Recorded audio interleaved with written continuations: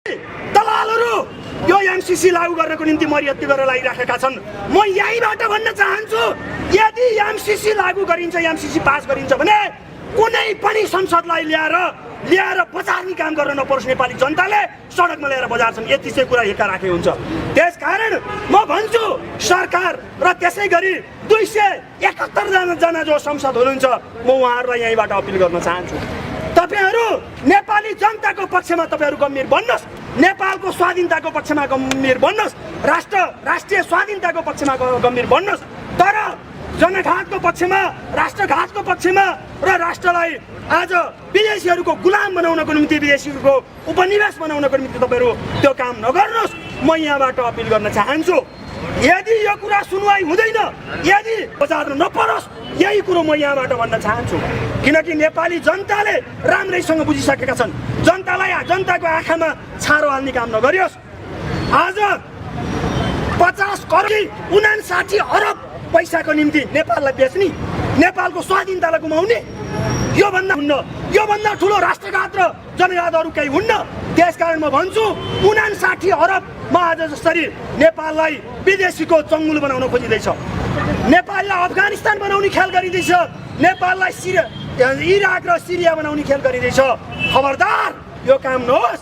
यदि साँच्चै नेपालको ट्रान्समिसन लाइन, नेपालको बाटो, नेपालको बिजुली र नेपालको उद्योग कल कारखानाको निम्ति नेपाली जनताकै पैसाबाट, नेपाली जनताकै त्यति सशक्त ढङ्गले आम 3 करोड नेपाली जनतालाई सङ्घर्षमा उतार्ने छौँ र यो दलाल प्रतिक्रियावादी राज्य व्यवस्थाका नायकहरूलाई मात्रै होइन, यो व्यवस्था हामी ध्वस्त गरिदिन्छौँ।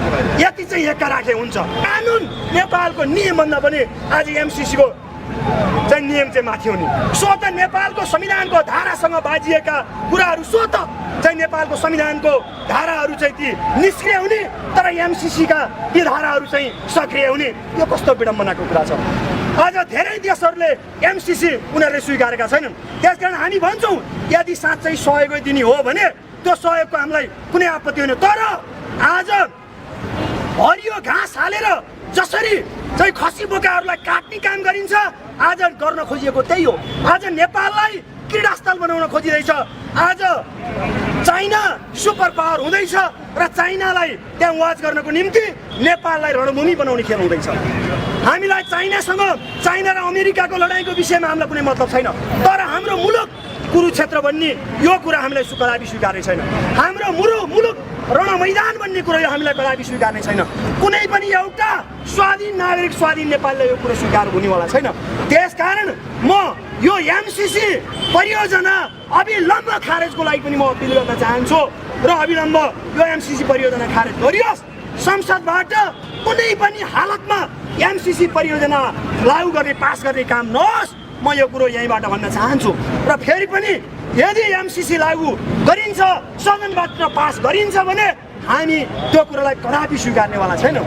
हामी कुनै पनि हालतमा राष्ट्रिय स्वाधीनता, अखण्डता, सार्वभौमिकता र नेपाली जनताको हक अधिकारको निम्ति जस्तो सुकै त्याग, बलिदान र सङ्घर्ष गर्न पनि हामी तयार हुन्छौँ। र आवश्यक पर्यो भने राष्ट्रिय स्वाधीनताको निम्ति हाम्रो शरीर खरानी किन नहोस्, हाम्रो शरीर ध्वस्त किन नहोस्, तर राष्ट्रिय स्वाधीनताको रक्षाको निम्ति हाम्रो शरीरमा एक थोपा रगत र एक मुठी सास रहन्जेल जस्तो सुकै आन्दोलन र सङ्घर्षको आँधीबेरी सृष्टि गर्नु पर्यो भने हामी तयार छौँ र हामी सशक्त ढङ्गले अगाडि बढ्न हामी प्रतिबद्ध छौँ। म यो कुरो पनि यहाँबाट प्रश्न पार्न चाहन्छु। र अन्तिममा जसरी समग्र राष्ट्रियता, जनजीविका र जनतन्त्रको जो खालको समस्या हामीले झेलिराखेका छौँ, नेपाल दिन प्रतिदिन अझ गरिबको सूचीमा चाहिँ परिणत हुँदै गइराखेको छ। नेपाली जनताको जीवन अहिले कोभिड-19बाट जो ग्रसित भएको जो अवस्थामा आज खोप पाइराखेका छैनन्। म अविलम्ब नेपाली जनताहरूलाई, आम नेपाली जनताहरूलाई कोभिड-19 विरुद्धको भ्याक्सिन अविलम्ब व्यवस्थापन गर्नको लागि म नेपाल सरकारसँग यो पनि अपिल गर्न चाहन्छु। र त्यसै गरी सम्पूर्ण कोभिड-19बाट बिरामीहरूको निःशुल्क उपचारको लागि पनि म अपिल गर्न चाहन्छु। र सबै रोग र भोगबाट ग्रसित नेपाली जनताको निम्ति सरकार गम्भीर बन्न पनि म अपिल गर्न चाहन्छु। र अहिले खास गरी रोजगारी मान्छेका गुमेका छन्। आज उद्योग व्यवसाय ठप्प छ, कल कारखाना ठप्प छ, मान्छेको जीवन जटिल बनेको छ। आज रोगको साथसाथै भोगले मान्छे असाध्य पीडित भइराखेका छन् र यसको निम्ति नेपाल सरकारलाई म गम्भीर हुन म अपिल गर्छु र सबै रोग र भोगबाट ग्रसित नेपाली जनताहरूलाई अविलम्ब व्यवस्थापन गर्नको लागि पनि म यहाँबाट आग्रह गर्दछु र त्यसै गरी हाम्रो सीमा बचाउनको निम्ति हामीले अघि नै पनि भनिसक्यौँ अब नेपाल सरकारले हाम्रो सीमामा पर्खाल लगाउने कामको त्यसको नेतृत्व गरोस्, अगुवाई गरोस्। यदि त्यो गर्दैन भने त्यसको नेतृत्व अब हामी आवश्यक पर्यो भने हामी गर्छौँ र हामी सशक्त, हामी पूर्व मेचीदेखि पश्चिम महाकालीसम्म समग्र नेपाली भूमिको रक्षाको निम्ति अब हामी आवश्यक पर्यो भने सीमामा पर्खाल लगाउन पनि हामी तयार छौँ र हामी यहीँबाट हामी उद्घोष पनि हामी गर्छौँ कि अब राष्ट्रिय स्वाधीनता हाम्रो सीमा सुरक्षाको निम्ति हामी सबै स्वदेश र विदेशमा रहेका सबै आदरणीय दाजुभाइ तथा दिदीबहिनीहरूलाई पनि म अपिल गर्न चाहन्छु र यसै गरी जसरी आज जसरी हाम्रो भूमिमा भारतले हस्तक्षेप गरिराखेको छ, हाम्रा दाजुभाइ दिदीबहिनीहरूमाथि त्यहाँ अत्याचार भइराखेको छ, जसरी जयसिंह धामी त एउटा प्रतिनिधि पात्र मात्रै हुन्, यसरी कयौँ त्यहाँ जयसिंह धामीहरू जसरी आज त्यहाँ चाहिँ तुइनबाट नदीहरूमा पर्नुपर्ने, मारिनुपर्ने, मर्नुपर्ने र केही समय अगाडि गोविन्द गौतमहरू मारिएका थिए, यसै गरी कयौँ चाहिँ मारिएका छन्, कयौँको चाहिँ त्यहाँ चाहिँ जीवन अङ्गभङ्ग भएको छ र यी समग्र रूपमा सरकार जवाबदेही बनोस्, राज्यले जिम्मा लियोस्। म यो कुरो पनि अपिल गर्न चाहन्छु र अविलम्ब जयसिंह धामीलाई बेपत्ता बनाउने र जयसिंह धामीको समग्र रूपमा जो खालको यस्तो अवस्था बनेको छ र जयसिंह धामीको दोषीलाई अविलम्ब पत्ता लगाई र त्यो दोषीलाई हदैसम्मको कारवाहीको निम्ति नेपाल सरकारले कारवाही गरोस्। म यो कुरो अपिल गर्दै अन्तिममा नेपालको राष्ट्रिय स्वाधीनता, अखण्डता, सार्वभौमिकताको रक्षाको निम्ति हामी निरन्तर हामी सङ्घर्षरत छौँ। हामी जस्तो सुकै थप आन्दोलनको र सङ्घर्षको कार्यक्रम सञ्चालन गर्नु पर्यो भने हामी तयार छौँ, हामी प्रतिबद्ध छौँ र साथसाथै राष्ट्रघाती एमसिसी परियोजना यो इन्डो पेसिफिक स्ट्राटेजीको एउटा अङ्ग भएको कारणले गर्दाखेरि यसलाई अविलम्ब खारेज गरियोस्। यो एमसिसी हामीलाई चाहिँदैन, यो हामी भन्छौँ नो एमसिसी। त्यसो हुँदाखेरि हामीलाई एमसिसी चाहिँदैन र अन्तमा कालापानीबाट समग्र भारतीय सेना त्यहाँबाट हट्नुपर्छ, त्यहाँबाट हटाइयोस् र हाम्रो नेपाली सेना लगेर कालापानीमा हाम्रो देशको सीमा सुरक्षा गर्ने काम होस्। म यो पनि अपिल गर्छु। यदि त्यो गरिँदैन भने अब हामी थप आन्दोलनका कार्यक्रमहरूलाई सशक्त ढङ्गले अगाडि बढाउन हामी बाध्य हुनेछौँ र हामी बढाउनेछौँ र साथसाथै जसरी मानसरोवर जाने रोड चाहिँ आज हाम्रो भूमि हुँदै जुन ढङ्गले पिच गर्ने काम भएको छ, त्यसो हुँदाखेरि यो अहिलेको अमित शाह जो भारतको गृहमन्त्रीभन्दा अगाडिको गृहमन्त्री राजनाथ सिंहको पालामा त्यो चाहिँ त्यहाँ जो काम सुरु गरियो, त्यसकारण त्यो चाहिँ हाम्रो भूमिमा जब 10 गजा क्षेत्रमा आज बाँधहरू बाँध्ने यही बर्खाको टाइममा पनि चाहिँ तपाईँ हामीले झेलिराखेका छौँ। नेपाली भूभागहरू डुबानमा परेका छन्। आज 10 गजा क्षेत्रमा सडक बनाउने, बाँधहरू बाँध्ने र त्यहाँ चाहिँ घरहरू बनाउने जो काम भएको छ, यो तथा अविलम्ब यो हटाउने काम गरियोस् र त्यस कारणले गर्दाखेरि यो कामको लागि नेपाल सरकार गम्भीर बनोस् र नेपाल सरकारले त्यो तदारुकता देखाओस् र नेपाल सरकारले त्यो पहल कदमी लियोस्। हामी यो अपिल गर्छौँ। यदि नेपाल सरकारले यो जिम्मेवारी वहन गर्दैन भने म भन्छु अब यो सत्ता व्यवस्था र सरकार असफल भइसकेको छ र हामी भन्छौँ यो सत्ता व्यवस्था र सरकारको विकल्प दिनुपर्छ। अहिलेको सरकारको विकल्प चाहिँ साँच्चै जनताको सरकार हामी निर्माण गर्न जरुरी छ। हामीले सबैको चाहिँ त्यहाँ प्रतिनिधित्व भएको सरकार निर्माण गर्न जरुरी छ। अहिलेको व्यवस्थाको विरुद्ध जनताको व्यवस्था स्थापित गर्न जरुरी छ। अहिलेको चाहिँ संरचना, अहिलेको जो चाहिँ सत्ता, सरकार र व्यवस्थाको विकल्प हामीले दिन जरुरी छ।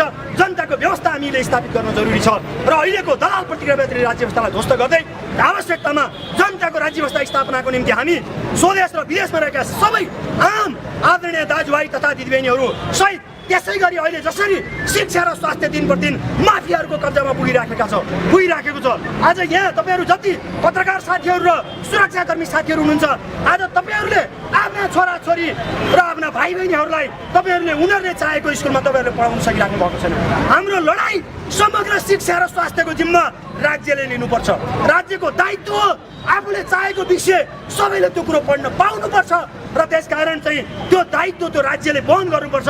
त्यो नैसर्गिक अधिकार सबै नेपाली जनताको नैसर्गिक अधिकार हो, शिक्षा र स्वास्थ्यको जो अधिकार।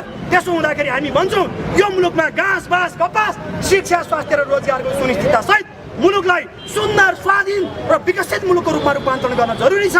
त्यसको लागि हामी आगामी दिनमा सबै प्रकारका सङ्घर्षहरू, सबै प्रकारका आन्दोलनहरू, सबै प्रकारका ज्यादती विरुद्धका आन्दोलनहरू, राष्ट्रघात विरुद्धका आन्दोलनहरू, जनघात विरुद्धका आन्दोलनहरू, जनताका पक्षमा हामीले आवाज बुलन्द गर्दै सङ्घर्षका कार्यक्रमहरूलाई निरन्तर अगाडि बढाउने प्रतिबद्धतासहित आजको यो विरोध प्रदर्शन कार्यक्रममा सहभागी हुनुभएका हाम्रा सङ्गठनका सहयोगका साथीहरू, त्यसै गरी सुरक्षाकर्मी मित्रहरू, पत्रकार मित्रहरू लगायत हाम्रो यो कार्यक्रमलाई समग्र देश विदेशमा रहेर निहाल्नुहुने सबै दाजुभाइ तथा दिदीबहिनीहरू र चाहिँ विदेशिन बाध्य भएका युवा नौजवानहरू, विद्यार्थी, अभिभावक लगायत सबैलाई म हार्दिक धन्यवाद दिँदै आजको यो कार्यक्रमलाई पनि यहीँ समापन भएको घोषणा गर्छु। हस्त, नमस्कार, अभिवादन।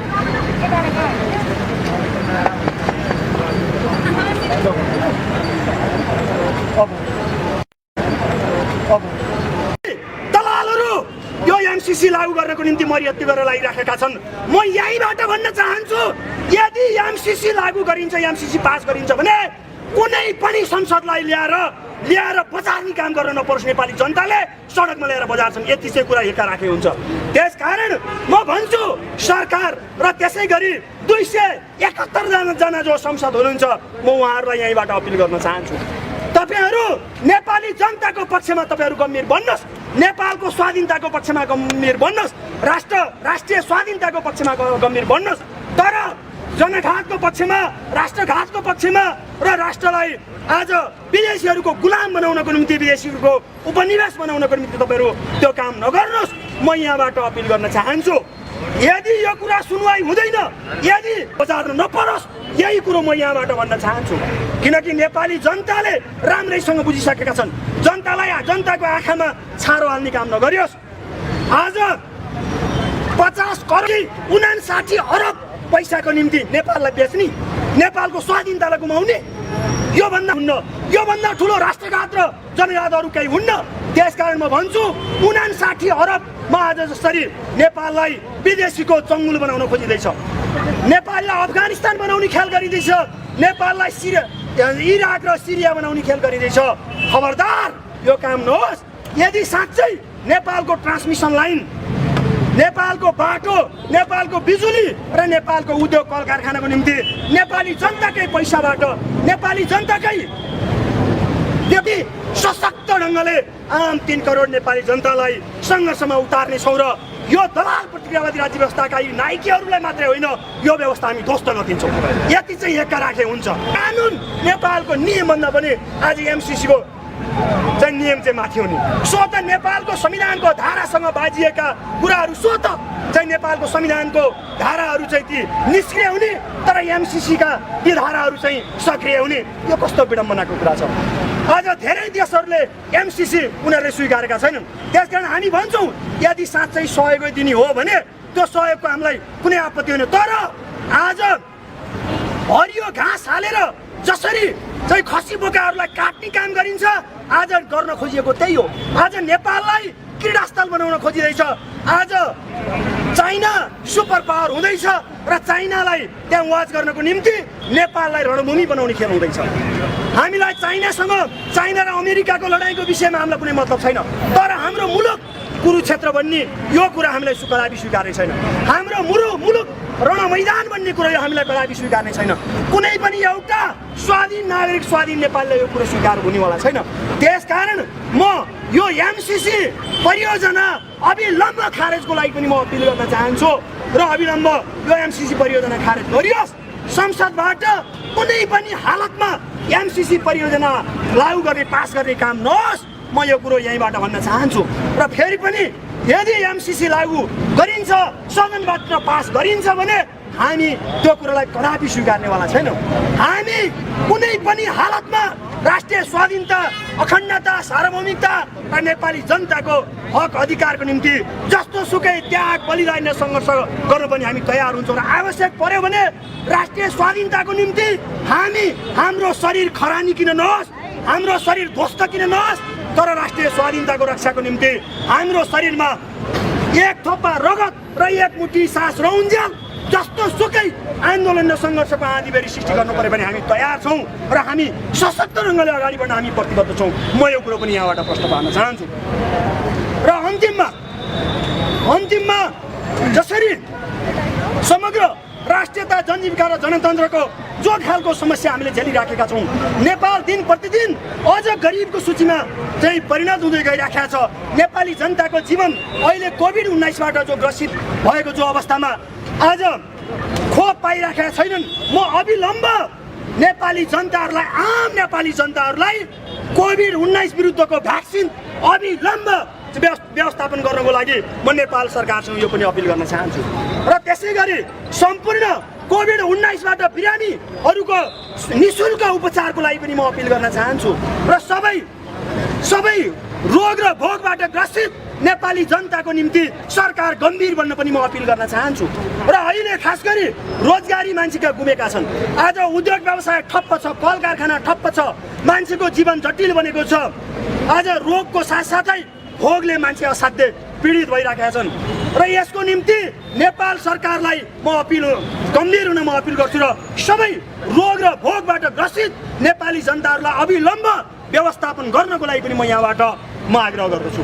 र त्यसै गरी हाम्रो सीमा बचाउनको निम्ति हामीले अघि नै पनि भनिसक्यौँ, अब नेपाल सरकारले हाम्रो सीमामा पर्खाल लगाउने कामको त्यसको नेतृत्व गरोस्, अगुवाई गरोस्। यदि त्यो गर्दैन भने त्यसको नेतृत्व अब हामी आवश्यक पर्यो भने हामी गर्छौँ। र हामी सशक्त, हामी पूर्व मेचीदेखि पश्चिम महाकालीसम्म समग्र नेपाली भूमिको रक्षाको निम्ति अब हामी आवश्यक पर्यो भने सीमामा पर्खाल लगाउन पनि हामी तयार छौँ। र हामी यहीँबाट हामी उद्घोष पनि हामी गर्छौँ कि अब राष्ट्रिय स्वाधीनता, हाम्रो सीमा सुरक्षाको निम्ति हामी सबै स्वदेश र विदेशमा रहेका सबै आदरणीय दाजुभाइ तथा दिदीबहिनीहरूलाई पनि म अपिल गर्न चाहन्छु। र यसै गरी जसरी आज जसरी हाम्रो भूमिमा भारतले हस्तक्षेप गरिराखेको छ, हाम्रा दाजुभाइ दिदीबहिनीहरूमाथि त्यहाँ अत्याचार भइराखेको छ। जसरी जयसिंह धामी त एउटा प्रतिनिधि पात्र मात्रै हुन्, यसरी कयौँ त्यहाँ जयसिंह धामीहरू जसरी आज त्यहाँ चाहिँ तुइनबाट नदीहरूमा पर्नुपर्ने, मारिनुपर्ने, मर्नुपर्ने र केही समय अगाडि गोविन्द गौतमहरू मारिएका थिए। यसै गरी कयौँ चाहिँ मारिएका छन्, कयौँको चाहिँ त्यहाँ चाहिँ जीवन अङ्गभङ्ग भएको छ। र यी समग्र रूपमा सरकार जवाबदेही बनोस्, राज्यले जिम्मा लियोस्, म यो कुरो पनि अपिल गर्न चाहन्छु। र अविलम्ब जयसिंह धामीलाई बेपत्ता बनाउने र जयसिंह धामीको समग्र रूपमा जो खालको यस्तो अवस्था बनेको छ र जयसिंह धामीको दोषीलाई अविलम्ब पत्ता लगाई र त्यो दोषीलाई हदैसम्मको कारवाहीको निम्ति नेपाल सरकारले कारवाही गरोस्। म यो कुरो अपिल गर्दै अन्तिममा नेपालको राष्ट्रिय स्वाधीनता, अखण्डता, सार्वभौमिकताको रक्षाको निम्ति हामी निरन्तर सङ्घर्षरत छौँ। हामी जस्तो सुकै थप आन्दोलनको र सङ्घर्षको कार्यक्रम सञ्चालन गर्नु पर्यो भने हामी तयार छौँ, हामी प्रतिबद्ध छौँ। र साथसाथै राष्ट्रघाती एमसिसी परियोजना यो इन्डो पेसिफिक स्ट्राटेजीको एउटा अङ्ग भएको कारणले गर्दाखेरि यसलाई अविलम्ब खारेज गरियोस्। यो एमसिसी हामीलाई चाहिँदैन, यो हामी भन्छौँ नो एमसिसी। त्यसो हुँदाखेरि हामीलाई एमसिसी चाहिँदैन। र अन्तमा कालापानीबाट समग्र भारतीय सेना त्यहाँबाट हट्नुपर्छ, त्यहाँबाट हटाइयोस् र हाम्रो नेपाली सेना लगेर कालापानीमा हाम्रो देशको सीमा सुरक्षा गर्ने काम होस्। म यो पनि अपिल गर्छु। यदि त्यो गरिँदैन भने अब हामी थप आन्दोलनका कार्यक्रमहरूलाई सशक्त ढङ्गले अगाडि बढाउन हामी बाध्य हुनेछौँ र हामी बढाउनेछौँ। र साथसाथै जसरी मानसरोवर जाने रोड चाहिँ आज हाम्रो भूमि हुँदै जुन ढङ्गले पिच गर्ने काम भएको छ, त्यसो हुँदाखेरि यो अहिलेको अमित शाह जो भारतको गृहमन्त्रीभन्दा अगाडिको गृहमन्त्री राजनाथ सिंहको पालामा त्यो चाहिँ त्यहाँ जो काम सुरु गरियो, त्यसकारण त्यो चाहिँ हाम्रो भूमिमा जब 10 गजा क्षेत्रमा आज बाँधहरू बाँध्ने यही बर्खाको टाइममा पनि चाहिँ तपाईँ हामीले झेलिराखेका नेपाली भूमिहरू, नेपाली भूभागहरू डुबानमा परेका छन्। आज 10 गजा क्षेत्रमा सडक बनाउने, बाँधहरू बाँध्ने र त्यहाँ चाहिँ घरहरू बनाउने जो काम भएको छ, यो तथा अविलम्ब यो हटाउने काम गरियोस्। र त्यस कारणले गर्दाखेरि यो कामको लागि नेपाल सरकार गम्भीर बनोस् र नेपाल सरकारले त्यो तदारुकता देखाओस् र नेपाल सरकारले त्यो पहल कदमी लियोस्। हामी यो अपिल गर्छौँ। यदि नेपाल सरकारले यो जिम्मेवारी वहन गर्दैन भने म भन्छु अब यो सत्ता व्यवस्था र सरकार असफल भइसकेको छ। र हामी भन्छौँ यो सत्ता व्यवस्था र सरकारको विकल्प दिनुपर्छ। अहिलेको सरकारको विकल्प चाहिँ साँच्चै जनताको सरकार हामी निर्माण गर्न जरुरी छ। हामीले सबैको चाहिँ त्यहाँ प्रतिनिधित्व भएको सरकार निर्माण गर्न जरुरी छ। अहिलेको व्यवस्थाको विरुद्ध जनताको व्यवस्था स्थापित गर्न जरुरी छ। अहिलेको चाहिँ संरचना, अहिलेको जो चाहिँ सत्ता सरकार र व्यवस्थाको विकल्प हामीले दिन जरुरी छ। जनताको व्यवस्था हामीले स्थापित गर्न जरुरी छ र अहिलेको दलाल प्रतिक्रियावादी राज्य व्यवस्थालाई ध्वस्त गर्दै आवश्यकतामा जनताको राज्य व्यवस्था स्थापनाको निम्ति हामी स्वदेश र विदेशमा रहेका सबै आम आदरणीय दाजुभाइ तथा दिदीबहिनीहरू सहित त्यसै गरी अहिले जसरी शिक्षा र स्वास्थ्य दिन प्रतिदिन माफियाहरूको कब्जामा पुगिराखेको छ। आज यहाँ तपाईँहरू जति पत्रकार साथीहरू र सुरक्षाकर्मी साथीहरू हुनुहुन्छ, आज तपाईँहरूले आफ्ना छोराछोरी र आफ्ना भाइ बहिनीहरूलाई तपाईँहरूले उनीहरूले चाहेको स्कुलमा तपाईँहरूले पढाउन सकिराख्नु भएको छैन। हाम्रो लडाइँ समग्र शिक्षा र स्वास्थ्यको जिम्मा राज्यले लिनुपर्छ। राज्यको दायित्व हो आफूले चाहेको विषय सबैले त्यो कुरो पढ्न पाउनुपर्छ र त्यसकारण चाहिँ त्यो दायित्व त्यो राज्यले वहन गर्नुपर्छ। त्यो नैसर्गिक अधिकार सबै नेपाली जनताको नैसर्गिक अधिकार हो, शिक्षा र स्वास्थ्यको जो अधिकार। त्यसो हुँदाखेरि हामी भन्छौँ यो मुलुकमा घाँस बाँस कपास शिक्षा स्वास्थ्य र रोजगारको सुनिश्चितता सहित मुलुकलाई सुन्दर स्वाधीन र विकसित मुलुकको रूपमा रूपान्तरण गर्न जरुरी छ। त्यसको लागि हामी आगामी दिनमा सबै प्रकारका सङ्घर्षहरू, सबै प्रकारका आन्दोलनहरू, सबै प्रकारका ज्यादती विरुद्धका आन्दोलनहरू, राष्ट्रघात विरुद्धका आन्दोलनहरू, जनघात विरुद्धका आन्दोलनहरू, जनताका पक्षमा हामीले आवाज बुलन्द गर्दै सङ्घर्षका कार्यक्रमहरूलाई निरन्तर अगाडि बढाउने प्रतिबद्धतासहित आजको यो विरोध प्रदर्शन कार्यक्रममा सहभागी हुनुभएका हाम्रा सङ्गठनका सहयोगका साथीहरू, त्यसै गरी सुरक्षाकर्मी मित्रहरू, पत्रकार मित्रहरू लगायत हाम्रो यो कार्यक्रमलाई समग्र देश विदेशमा रहेर निहाल्नुहुने सबै दाजुभाइ तथा दिदीबहिनीहरू र चाहिँ विदेशी बाध्य भएका युवा नौजवानहरू, विद्यार्थी अभिभावक लगायत सबैलाई म हार्दिक धन्यवाद दिँदै आजको यो कार्यक्रमलाई पनि यहीँ समापन भएको घोषणा गर्छु। हस्त नमस्कार, अभिवादन।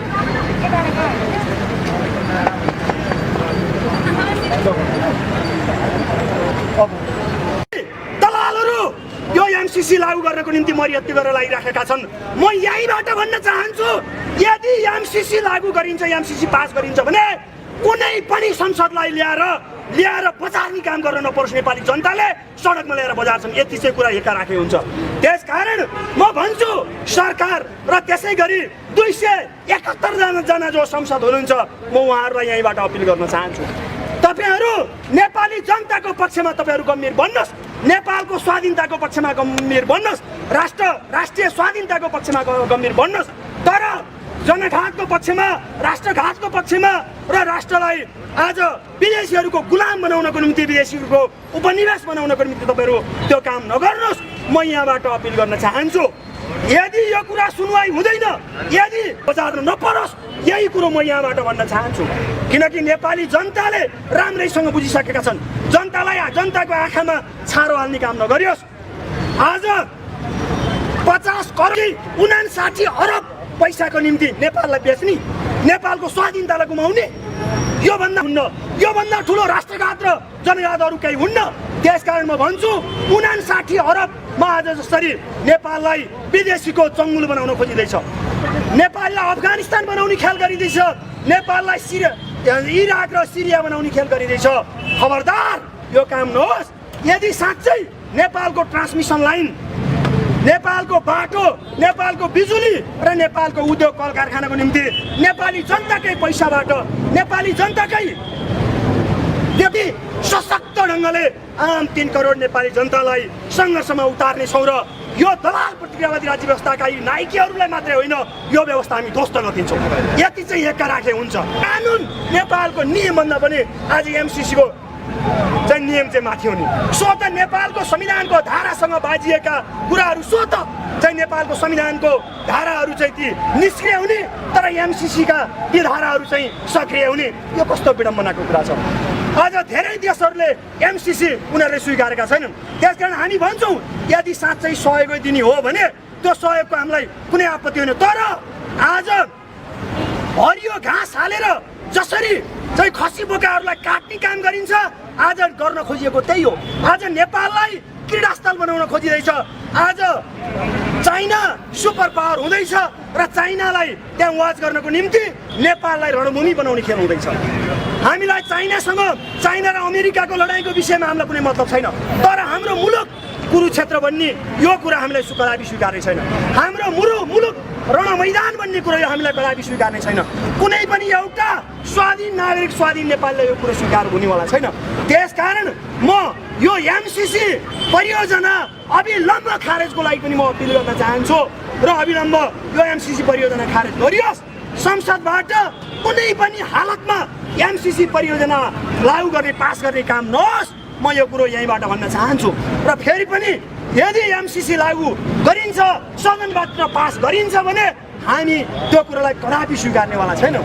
हामी कुनै पनि हालतमा राष्ट्रिय स्वाधीनता, अखण्डता, सार्वभौमिकता र नेपाली जनताको हक अधिकारको निम्ति जस्तो सुकै त्याग, बलिदान र सङ्घर्ष गर्न पनि हामी तयार हुन्छौँ। र आवश्यक पर्यो भने राष्ट्रिय स्वाधीनताको निम्ति हामी हाम्रो शरीर खरानी किन नहोस्, हाम्रो शरीर ध्वस्त किन नहोस्, तर राष्ट्रिय स्वाधीनताको रक्षाको निम्ति हाम्रो शरीरमा एक थोपा रगत र एक मुठी सास रहन्जेल जस्तो सुकै आन्दोलन र सङ्घर्षको आँधीबेरी सृष्टि गर्नु पर्यो भने हामी तयार छौँ र हामी सशक्त ढङ्गले अगाडि बढ्न हामी प्रतिबद्ध छौँ। म यो कुरो पनि यहाँबाट प्रश्न पार्न चाहन्छु।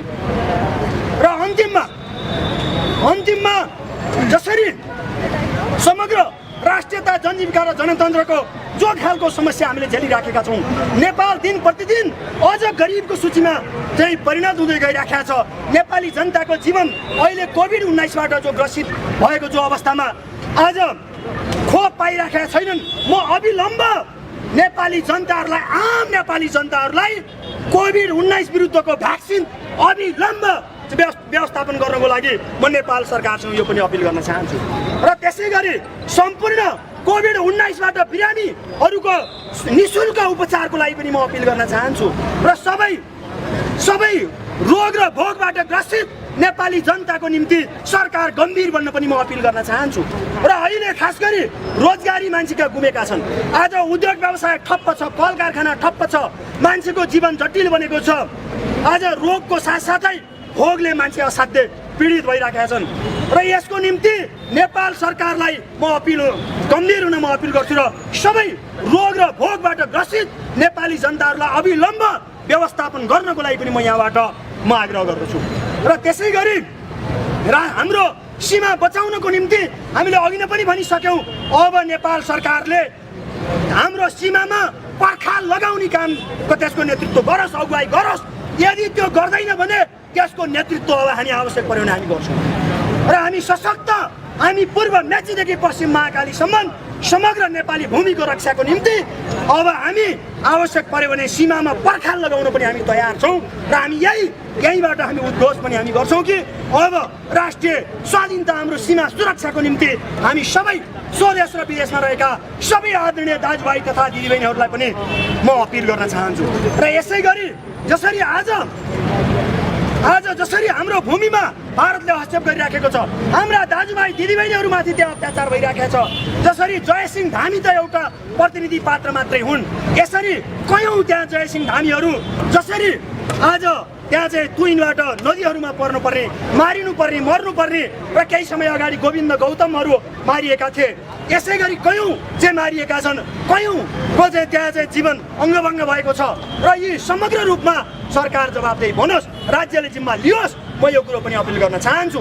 र अविलम्ब जयसिंह धामीलाई बेपत्ता बनाउने र जयसिंह धामीको समग्र रूपमा जो खालको यस्तो अवस्था बनेको छ र जयसिंह धामीको दोषीलाई अविलम्ब पत्ता लगाई र त्यो दोषीलाई हदैसम्मको कारवाहीको निम्ति नेपाल सरकारले कारवाही गरोस्। म यो कुरो अपिल गर्दै अन्तिममा नेपालको राष्ट्रिय स्वाधीनता, अखण्डता, सार्वभौमिकताको रक्षाको निम्ति हामी निरन्तर हामी सङ्घर्षरत छौँ।